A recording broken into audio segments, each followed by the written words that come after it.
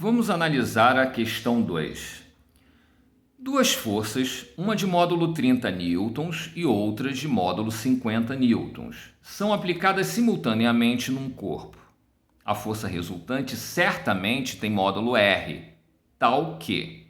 Bom, o que ele quer saber nessa questão é que, tendo duas forças atuando ao mesmo tempo sobre um corpo, a resultante delas vai assumir que valor? Bom, se essas forças elas estiverem na mesma direção e sentido, nós vimos que a resultante de vetores que estejam na mesma direção e sentido vai ser um vetor cujo módulo é a soma dos vetores.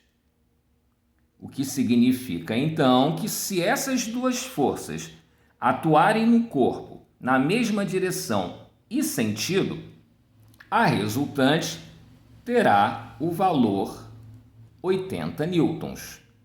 Mas vimos também que quando dois vetores possuem a mesma direção, porém sentidos opostos, o módulo da resultante será a diferença dos módulos.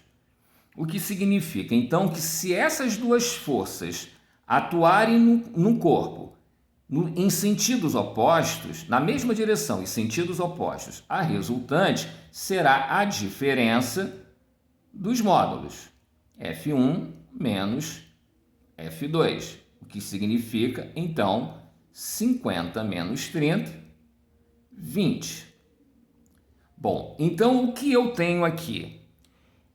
Quando os vetores estão na mesma direção e sentido, a resultante terá o seu valor máximo de 80 newtons. É a mesma direção e sentidos opostos, então o valor será mínimo de 20 newtons. Bom, caso esteja numa direção diferente dessas duas, então nós teremos valores diferentes dependendo do ângulo entre elas. Porém, 80 e 20 serão os valores máximo e mínimo. Então, o valor mínimo que a resultante poderá ter será de 20 newtons quando elas estiverem em sentidos opostos. E o valor máximo será de 80 newtons quando estiverem na mesma direção e sentido. Então, a resposta é a letra A. Então, eu posso ter uma resultante com um valor que certamente irá estar entre 20 e 80 newtons, dependendo do ângulo formado entre as duas forças.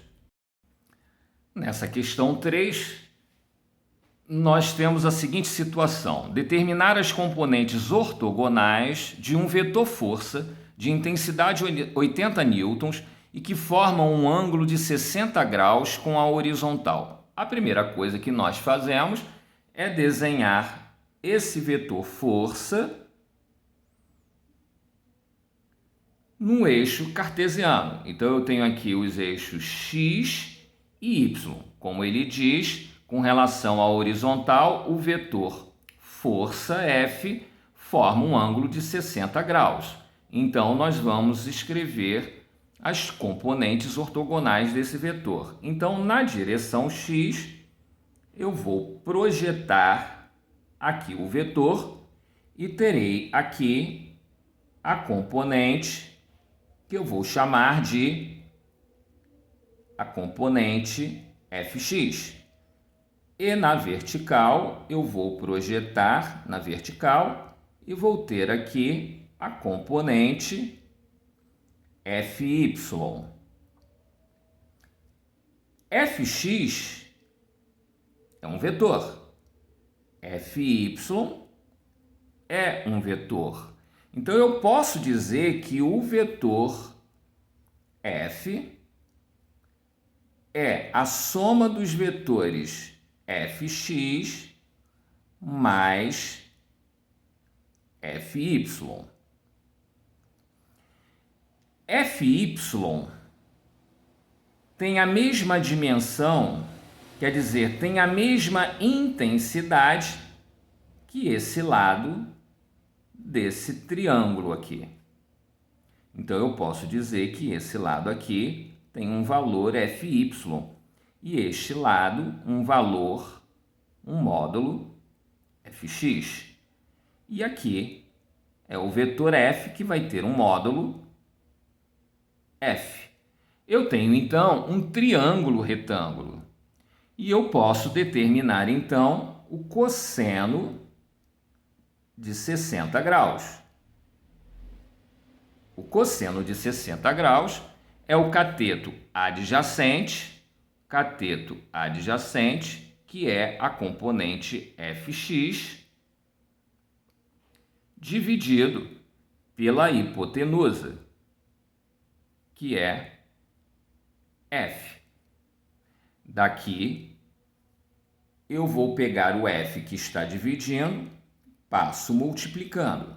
Daí eu posso escrever que Fx vai ser F vezes o cosseno de 60 graus. Fx, então, vai ser o valor de F, que é 80 newtons, vezes o cosseno de 60 graus, que vale 1/2. Daqui eu concluo que o vetor Fx vai ter um módulo igual a 40 newtons. A mesma coisa eu vou fazer com o seno de 60 graus. O seno de 60 graus é igual ao cateto oposto, que é o cateto que está em frente, ou seja, Fy dividido pela hipotenusa F. A mesma coisa, o F que está dividindo, ele passa multiplicando. Daqui eu tenho que Fy vai ser escrito como F seno de 60 graus. Sabendo que F vale 80 newtons e que o seno de 60 graus vale raiz de 3 sobre 2, então a componente Fy vai ser escrito como sendo 80 por 2, 40 raiz de 3 newtons. Aí estão as componentes ortogonais do vetor F.